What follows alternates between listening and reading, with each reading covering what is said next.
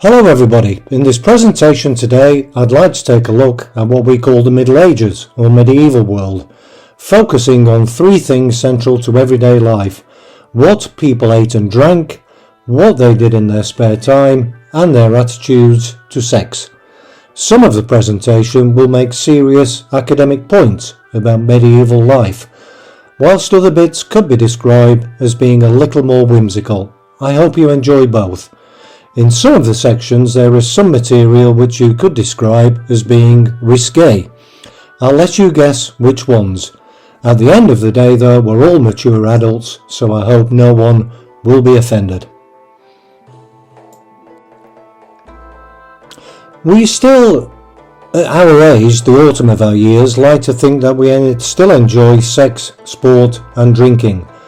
But in reality, we remain proficient in only one of those interests, and unfortunately, it's the one that's not very good for you. If you look at the two pictures on the slide, you can see typical activities which retired people like myself would get involved in. On the left, there's secret drinking of wine, often in the basement or garage of your own home, and on the right hand side, a typical gathering of old people socialising together, although one or two of the company around that table seem to have overindulged a little bit more than some of the others. But when and where exactly were the Middle Ages or medieval times?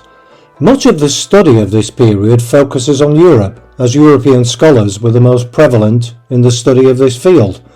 However, we mustn't forget that a Eurocentric view of the world doesn't give the full picture.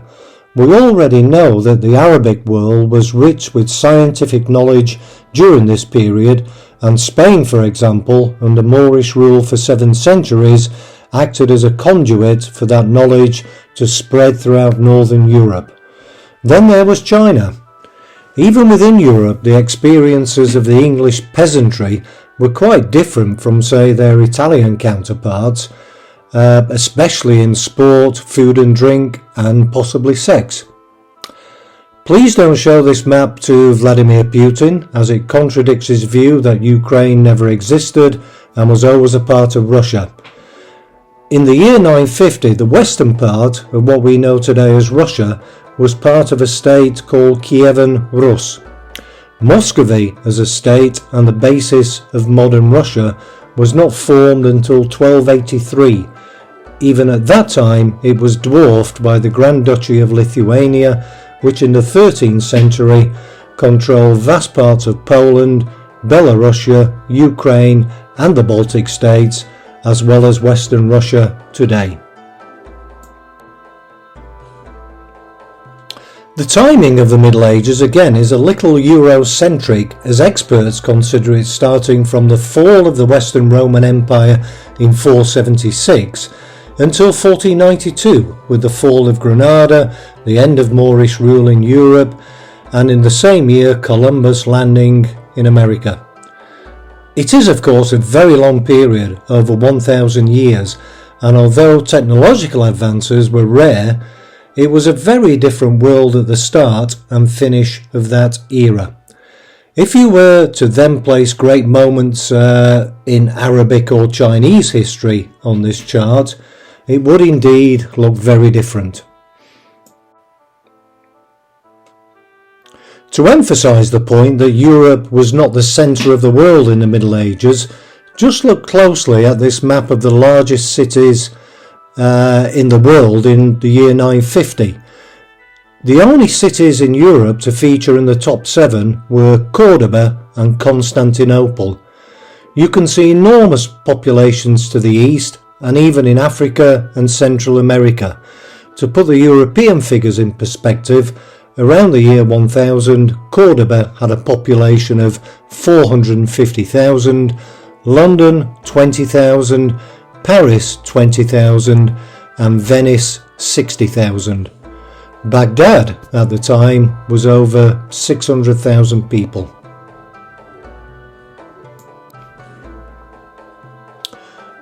So this was a very Eurocentric worldview, but Asia, Africa and the Arab world were all making huge advancements in scientific and medical theory at this time. Despite what we used to learn in school, white people have never made up the entire world. The Chinese had a massively advanced scientific culture by this time. Meanwhile, Arabic scientists in Cordoba were compiling treatises on cataract surgery in the 10th century. During the golden years of the Cordoba Caliphate before its fall in 1031, there have been considerable advances in astronomy, mathematics, medicine, botany, pharmacology, navigation, and other scientific areas. You can see on the chart that historians consider there was a linear growth of technology and society until the Middle Ages, when the world, from a European perspective, went into decline. Indeed, the idea of the Dark Ages actually originated in the medieval period itself. An Italian called Petrarch, the poet laureate of 14th century Rome, was actually the originator of the idea that there was a period of stagnation that Europe was moving out of. But he had a political axe to grind. He considered that any point at which Rome, where he lived and worked, and had considerable sway, did not completely dominate the world was indeed a bad time. So this was not an unbiased assessment of world history.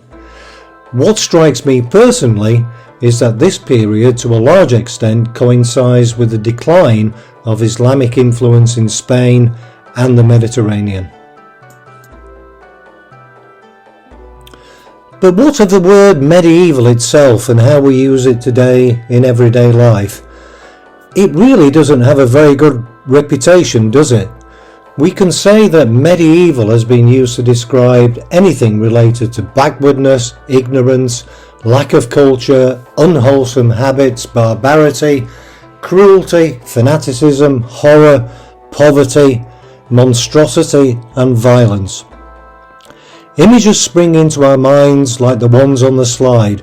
On the left you can see a typical scene of medieval domestic bliss, whereas on the right a typical medieval scene of mass hanging, drawing and quartering, which at the time was a very popular leisure activity. Things were so bad back in the Middle Ages that listening to presentations like this, you can actually play a game of medieval bingo and tick off the boxes as we go along. Everybody died young. People never washed. No one drank water, and there was no medical knowledge.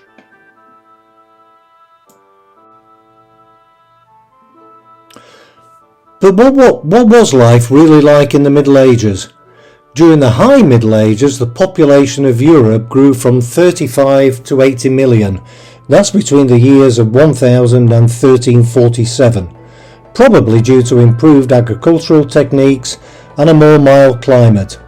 90% of the European population remained rural peasants, gathered into small communities of manors or villages.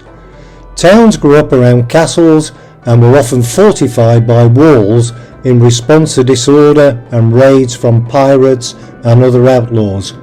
Javia is a prime example of this, with its fortified church to protect it from pirate raids from the Barbary coast and Granada.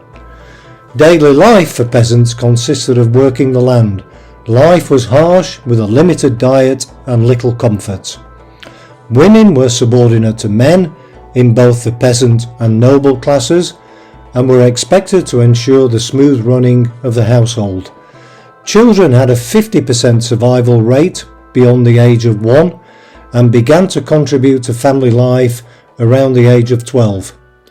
However, was it any better in Victorian times, when the factory had replaced the fields and when children were still sent out to work at a very young age?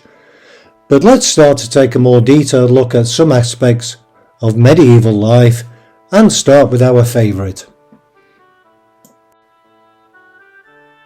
And our favourite is, of course, alcohol, a pleasure we can still indulge in even in the autumn of our years.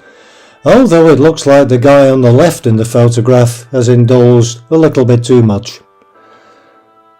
Of course, the production of alcohol varied greatly by country depending on climate. Its consumption varied by social class as well. But let's explore one popular myth about water and alcohol to start. Did people really drink beer rather than water? Now this is quite a complicated slide, so bear with me please. Beer was undoubtedly a lot weaker than it is today. It is estimated that on average it was around 1%. So when a contemporary source says nuns had an allowance of 6 pints of beer a day, they were not drinking Stella Artois or even San Miguel, but a very weak and refreshing drink. This particular type of beer was very similar to a drink that is available in Eastern Europe today called kvass, which is a very light alcoholic drink made by fermenting bread. However, it's a popular myth that people were forced to drink beer as the water quality was so poor. Let's remember that most people lived in rural environments. There was plenty of water and it was fresh in rural environments, unlike when in later times people migrated to cities. We can easily work out the claim that most people drank beer rather than water as being false by just looking at grain production estimates at the time. We have a very good idea how much grain was produced and how much of that was used for ale production in England at the time, for example. The population of England in 1300 was 4.25 million, including about 3.5 million adults. An average intake of liquid a day was around 3.5 pints, so that accounts for 560 gallons a year, but obviously a little more if heavy physical labour was being carried out, which invariably it was. To produce that amount of beer, it would need something like 5 million quarters of raw grain, which was around 80% of the total production of grain at that time. There would simply not have been enough grain left over for bread production and animal food. And bread, of course, was a major part of the diet, much more important than it is today. In reality, less than 10% of grain production at this time was used for ale, enough for about half a pint a day for each adult, and on average the consumption of beer in 14th century England was around half the recommended alcohol intake advised by the UK government today.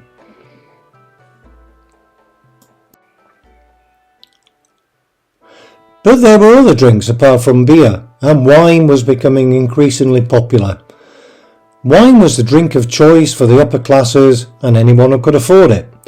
It was produced all over medieval Europe, and due to the medieval warm period that prevailed over Western Europe until the 14th century, the climate meant it could be produced as far north as northern England. Indeed, at the end of the 11th century, there were over 50 large vineyards in England, most associated with monasteries. Wine, however, was expensive, and buying a small barrel was beyond the means of most people. But taverners bought it in bulk and sold it by the cup, so for a penny or a halfpenny, an English peasant could enjoy a Bordeaux red. England accounted for 80% of Bordeaux exports. For much of the Middle Ages, the English controlled Bordeaux, so England as an export destination was very popular. In medieval England, the wine drunk was mainly red wine from Bordeaux and Gascony. Rhenish white from the German states was twice as expensive and was favoured by the upper classes. Spanish white wines, such as sherry, were cheaper, and sweet wines from Greece, Crete and Cyprus, such as Romagné and Malmsey, were popular after dinner. Wine was also used in medical situations, and was a common cure for multiple ailments. This, unfortunately, is an aspect that we have lost sight of these days.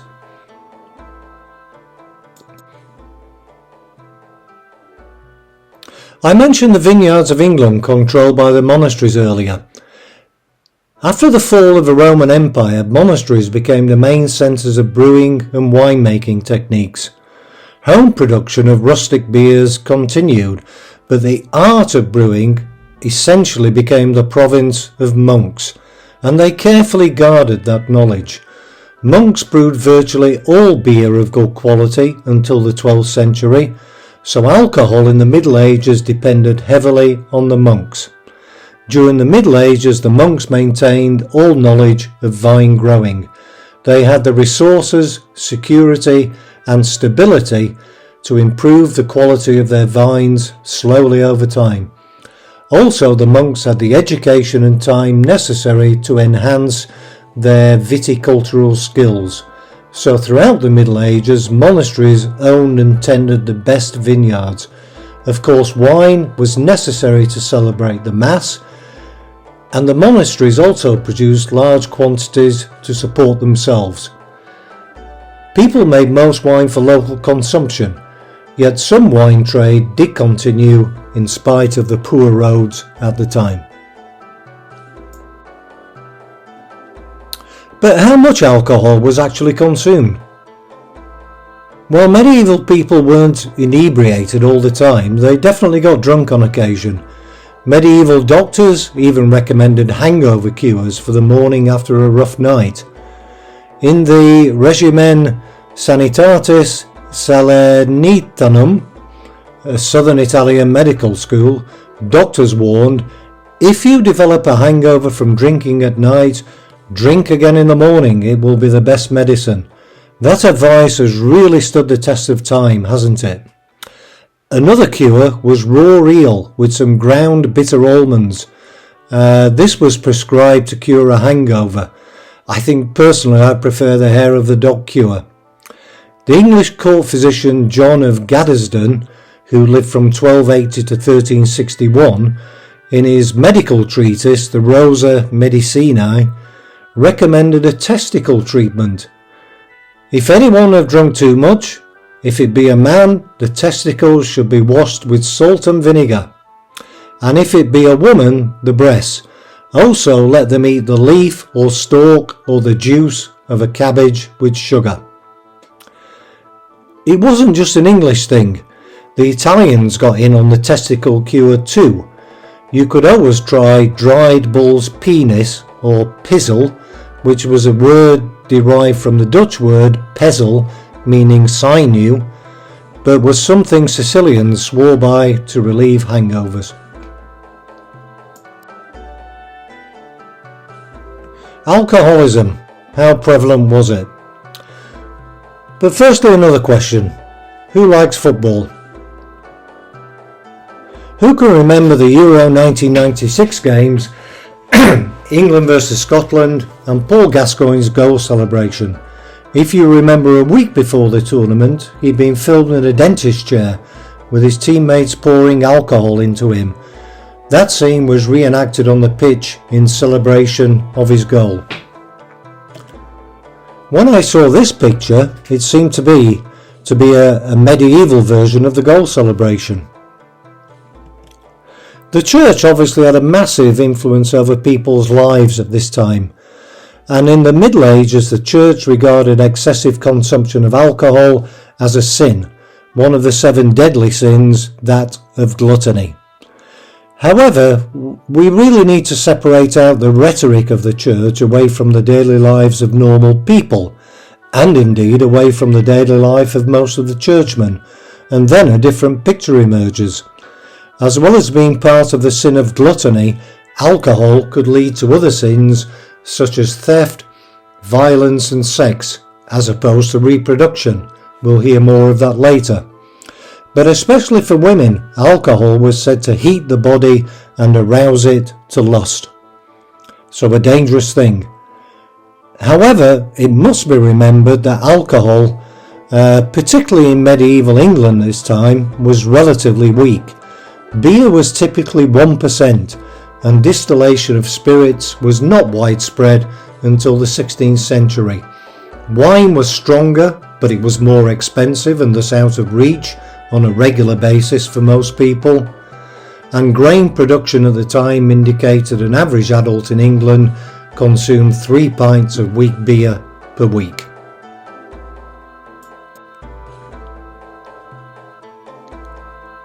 We all have an image of the medieval tavern, probably along the lines of the prancing pony in Peter Jackson's film of The Lord of the Rings. If you ask an artificial intelligence app, as I did, to show a picture of a medieval tavern, it will produce an image something like the one on the left, with a dusky serving wench, serving a boisterous but largely well-behaved male clientele. In reality, it was a place for families to gather, and the staff were probably not as enticing as the picture on the left, and probably closer to the one on the right. So the tavern was at the centre of village or town life, and an evening spent socialising there was quite common for a lot of people. But this did not sit well with the church, which described the tavern as being the chapel of the devil. Now a little bit about diet in general, not just alcohol. We're all accustomed to seeing Hollywood and other films where medieval banquets are shown with copious amounts of meat served. Whilst meat consumption varied according to social class, it wasn't as prevalent as popular culture portrays. Diet varied enormously in medieval Europe, largely based on climate, but also on historical development and in particular the influence of migration. For example, the Moorish influence in Spain and later the Norman invasion in Britain. In northern countries, the climate was too harsh for production of citrus fruits, olive oil, grapes, and certain types of nuts and vegetables. So in those countries, including England, a vegetarian, largely cereal-based diet developed, heavy on bread and porridge. It changed a little after the Norman conquest with the introduction of different cooking methods. Earlier, the Normans had conquered Sicily from the Moors and had adopted some of their cooking styles and ingredients. Further south, what we know as the Mediterranean diet had already taken shape. Spain in particular with its Moorish influence, had developed a diet more based on fish, olive oil, citrus fruits and vegetables that the Moors introduced, like aubergines, for example. Rice was also introduced to Spain by the Moors, who took it originally from China. Italy too, due to climate, had already developed a similar diet, and pasta was common from the 13th century, though it was made from rice flour at the time, not wheat, so a true gluten-free product. So in most regions and countries, the staple diet of people was cereal-based, be it bread, porridge, pasta or pizza. This was supplemented by cheese, fruit and vegetables for the lower classes, and apart from special occasions, meat was reserved for the higher classes. Game was the sole preserve of the gentry. In coastal areas, fish was obviously a major part of the diet, but overall the diet was very localised as transport and storage were very difficult. So even for the upper classes who lived well away from the coast, in Toledo for example, sea fish would be a rarity. Food generally was very simply cooked. It was baked, fried and stewed. During the late Middle Ages, better cooking methods evolved using herbs, spices and other ingredients to add some taste and variety.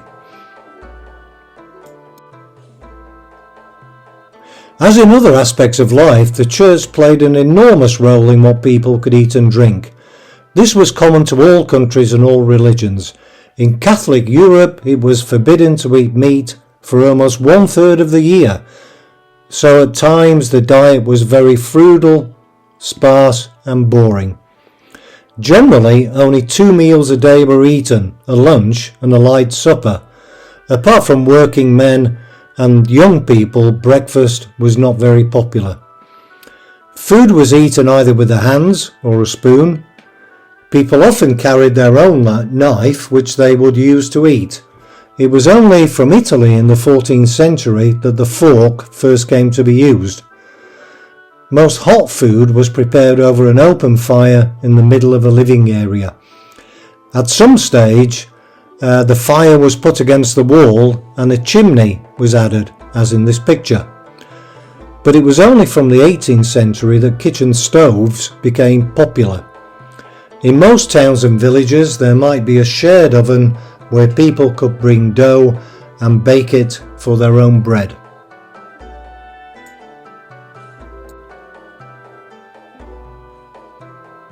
So when not working or idling around the tavern drinking watery beer, what did the average medieval Englishman do?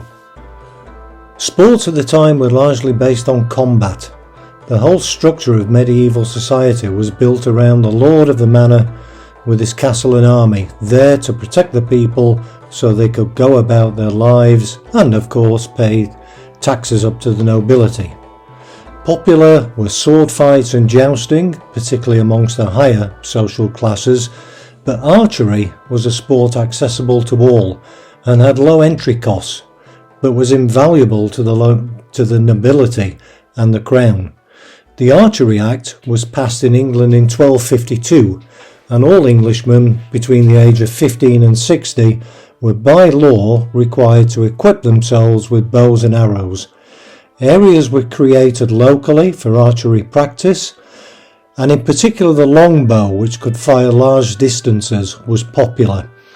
The ultimate benefit of this was first seen at the Battle of Crécy versus the French in 1346, when 2,000 French soldiers were killed by the archers and their army then decimated at the cost of 50 English lives.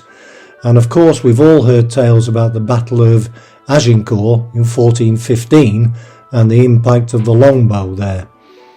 There were of course other sports linked to fighting like boxing, wrestling and hammer throwing. Other sports included bowls, skittles and early forms of golf. An account from 12th century London described an early form of mass football, or what was known as camp ball, where the ball was taken over long distances from village to village, often resulting in a mass brawl or riot. The rules were quite simple. The ball could be moved in any manner as long as it did not result in murder, a tradition still adopted by the Argentinian national team today. In 1424 the Scottish government outlawed football, and in fact it's still never been played again to this day in Scotland.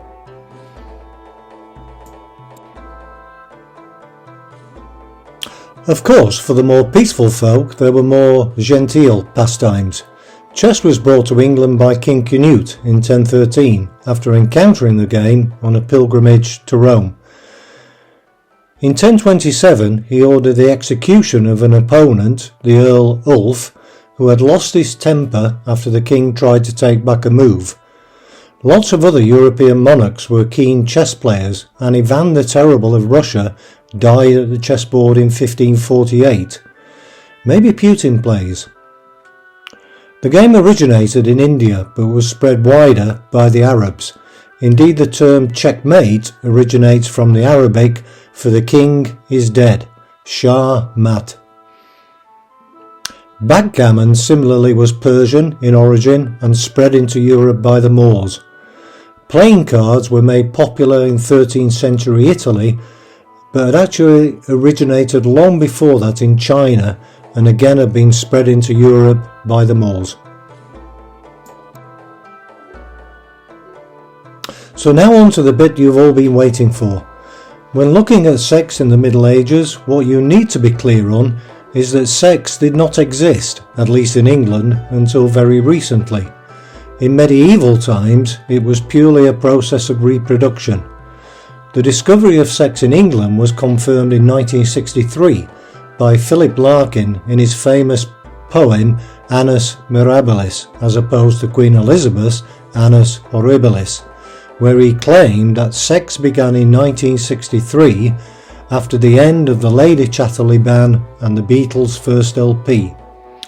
The novel Lady Chatterley's Lover by D.H. Lawrence was first published in Italy in 1928, which is interesting as it was a devout Roman Catholic country, but in England it was not published until 1960 after a landmark trial for obscenity. The Beatles' first LP, Please Please Me, was released in March 1963.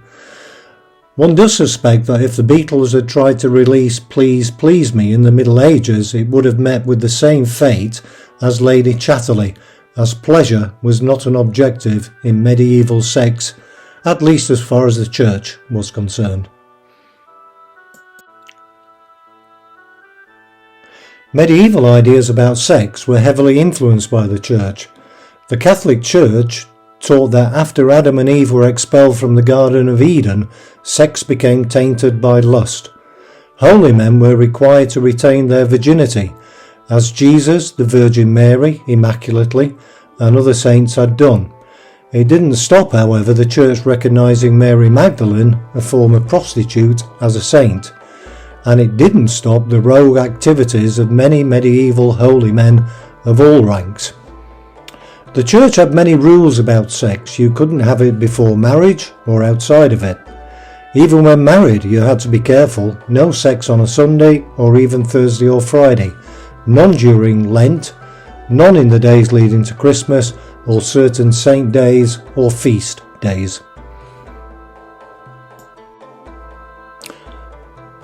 One interesting aside is that in Romanesque churches in the north of Spain, there were many examples of erotic sculptures displayed on church facades.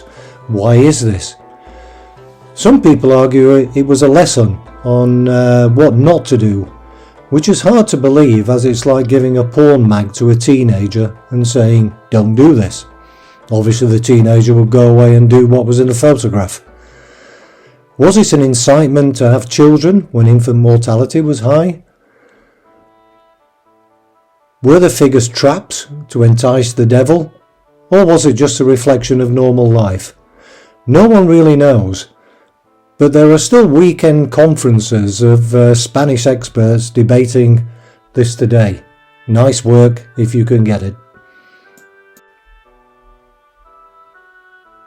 So outside of Spain, what happened if you broke the rules and engaged in sex that was not for reproductive purposes with your partner?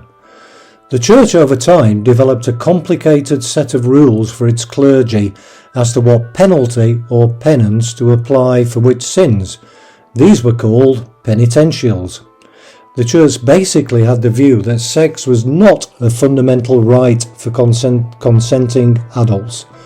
The purest form of human life was to grow through it as a virgin, but the church understood that physical relations were needed to keep the species going, so sex was regarded by them as a concession, not as a right. The only sex really allowed was missionary, man and wife, but only at certain times and under certain circumstances. On the slide is an imaginary flowchart that a medieval person might keep at their bedside to help them judge if it was safe to have sex. So if a man felt lively, as at the top of the chart, as long as he answered positively to all the points on the chart, the couple could go ahead. A negative on any of them meant that it was sodomy and a penance would have to be applied if confessed. But not only sex with another person was classed as sodomy, a wet dream was subject to penance, although there were other breaches that it's best not to talk about here.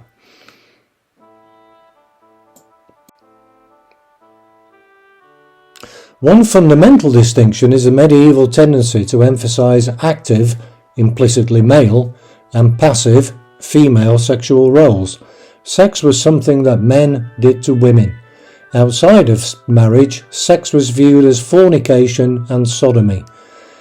In language, verbs associated with sex were in the active voice when performed by men, but were in the passive voice when the woman was the subject. Bedrooms were not private in these times, often shared with children, parents, brothers and sisters, so sex took place a lot outside. It's even been suggested that the dark but dry church was the medieval equivalent of the backseat of the car.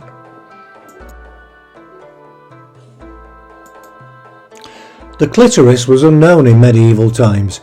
It is said that Hippocrates had been aware of it. I'm not sure if his wife was.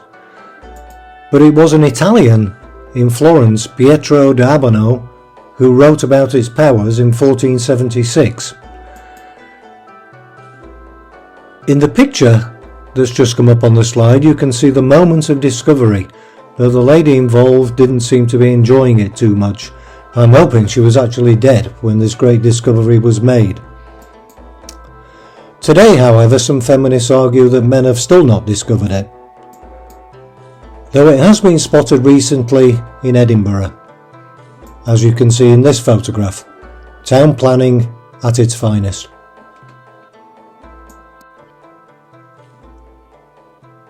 It was widely believed that the only way to get pregnant was through the missionary position, and hence as pregnancy was the reason for sex, that really was the only acceptable position. But apart from the missionary position, it was generally regarded that it was okay to have sex standing, sitting and side by side. More interesting positions during sex could cause physical defects in babies. Some circumstances could even cause a woman to give birth to a toad. Sex with the woman on top and sex from behind were regarded as particularly dangerous positions. The latter was associated with animals. Women who had twins were believed to have been with two men. Quite how triplets came about, I'm not quite sure. And who knows what's going on in the photo at the bottom, but it was accompanied by a nice tune. Sexually transmitted diseases were seen as punishment from God for immoral acts. Indeed, it was widely believed that leprosy could be sexually transmitted. Gonorrhea was first identified in Persia, and a common treatment was bathing in goat's milk. In most cases, it was the women who were deemed to be the carriers of such diseases, so the cures were mainly directed at them. Syphilis was always foreign. In Italy, Germany and England, it was called the French disease. The French called it the Neapolitan disease, passing the blame back to Italy. Russia called it Polish, Poland called it German, the Turks called it Christian, and the Hindu and Muslim populations of northern India blamed it on each other. Medical treatises recommended the application of various substances, ranging from vinegar to quicklime to diseased genitals.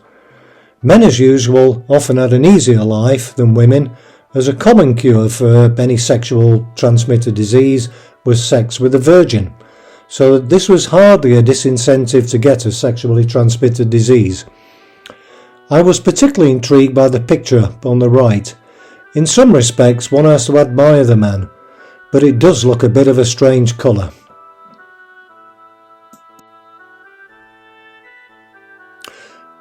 Men who had sex with men were widely viewed as sexual deviants, with their sinful desires blamed on physical or mental deformities or formative teenage experiences. So really nothing's changed there in the last 1,000 years. Most of the surviving evidence for sexual relations between men is found in court records, notably those of the Office of the Knight, which uncovered thousands of cases in 15th century Florence.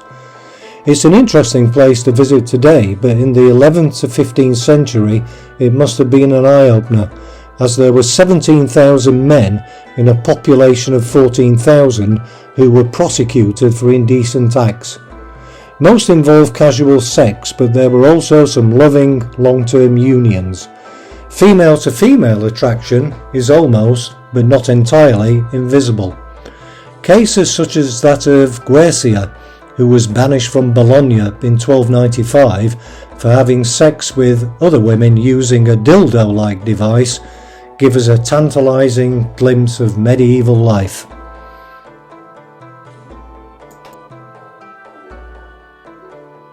We have a modern conception of what sodomy means, and it is generally accepted to mean male homosexuality involving penetration. In the medieval world, penetration was for only one thing, to have children. The purpose of sex was to have children, so any sexual act that didn't contribute to that was sodomy. That meant quite a wide range of sexual activity between same sexes or opposite sexes could be classed as sodomy. In the picture you can see on the screen there's no penetration involved, so this would have been a classic case of sodomy and a committal of sin, although the man involved doesn't seem to be under any particular duress. Then of course, unless you wanted to be cast into the fires of hell after death, you had to go to church to confess the sin of sodomy and receive your penance. Finally, there was the concept of astral sex. An encouragement to evening prayer before sleep was that if you didn't say your prayers, you might then be ravished in the night by a demon. It's interesting that when looking for examples of astral sex, all I could find was examples of demons visiting women. For women, that would have obviously been a traumatic experience. I guess in the case of men, there would be a lot of men who would definitely not say their prayers in the hope of a nocturnal visit from a voluptuous female demon. So finally, in conclusion, a few words about our perceptions of life in the Middle Ages. Of course, it's very difficult to generalise about the picture. Even in today's homogeneous world, people's material existence and behaviour is heavily influenced by culture, geography, social class and wealth. And it was indeed so in medieval times. The life, diet, leisure activities and sex life of a caliph in Islamic Spain were obviously a lot different to that of an agricultural worker in Halifax. And amongst medieval people of the same social class, the experience of food and drink varied enormously due to climate, crops, available animals, etc. Whilst we do have a tendency as we get older to look back nostalgically at previous generations and convince ourselves that life was better in the past, perhaps that is just too much of a stretch to take that back to medieval times. Of course, people at the time did not know anything different. It's a matter of what you don't know, you don't know. Of course, compared to our modern life, it seems difficult. Hard work, cold and comfortable housing, or too hot in summer in places like Spain, a meagre diet, the church interfering in everyday life. But today, younger people look back at our youth and are amazed that we managed to survive without iPhones, air conditioning and central heating. But we did, and so did medieval people, and quite often they seem to have got on with life and enjoyed it. Thank you very much.